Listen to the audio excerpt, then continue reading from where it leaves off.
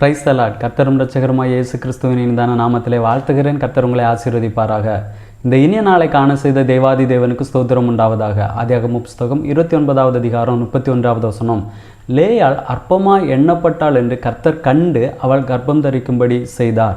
இங்கே லேயாள் அற்பமாய் எண்ணப்படுகிறதை கர்த்தர் காண்கிறார், கண்டு ஆசீர்வதிக்கிறார்.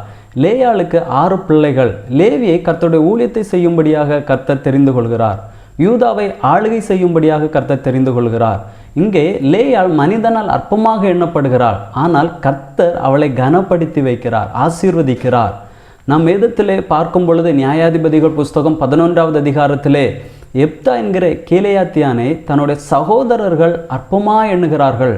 ஆனால் ஜனங்கள் எப்தாவை தங்களுக்கு தலைவனாகவும் சேனாதிபதியாகவும் ஏற்படுத்தி வைக்கிறார்கள்.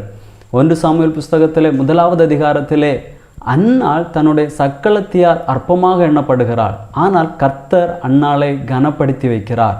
நம்முடைய வாழ்க்கையிலே நாம் அற்பமாக எண்ணப்படலாம்.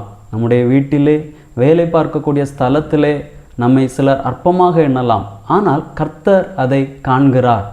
வீட்டில் நம்மளை அற்பமாக எண்ணுகிறார்களே, வேலை பார்க்கக்கூடிய ஸ்தலத்தில் நமக்கு மேலாக இருப்பவர்கள் நம்மை அற்பமாக பார்க்கிறார்களே என்று சோர்ந்து போய் இருப்பீர்களானால், இங்கே லேயாள் அற்பமாக எண்ணப்படுகிறதை கர்த்தர் காண்கிறார். அதே போல நாம் அற்பமாக எண்ணப்படுகிறதை கர்த்தர் கண்டு நிச்சயமாக அன்னாளை ஆசீர்வதித்த கர்த்தர் நம்மையும் ஆசீர்வதிக்க வல்லமை உள்ளவராக இருக்கிறார்.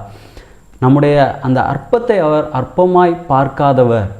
நிச்சயமாக இந்த அற்பமாய் பார்க்கிறவர்கள் மத்தியிலே கர்த்தர் நிச்சயமாக நம்மை ஆசீர்வதித்து உயர்த்த அவர் வல்லமை உள்ளவராகவே இருக்கிறார். ஜெபிக்கலாமா? நல்ல தகப்பனே, உம்மை நன்றியோடு உம்மை துதிக்கிறோம், உம்மை ஸ்தோத்தரிக்கிறோம். லேயாள் அற்பமாக எண்ணப்பட்டதை கர்த்தர் நீர் கண்டு அவளை ஆசீர்வதிக்கிறீர். அதே போல் அப்பா, அற்பமாக எண்ணப்படுகிறதை கண்டு நீர் ஆசீர்வதிக்க வல்லமை உள்ளவராக இருக்கிறீர் தகப்பனே. ஒவ்வொருவரையும் ஆசீர்வதிங்க, மேன்மைப்படுத்தும், உம்முடைய நாமத்தை மகிமைப்படுத்தும். இயேசுவின் நாமத்தில் பிதாவே, ஆமேன். God bless you.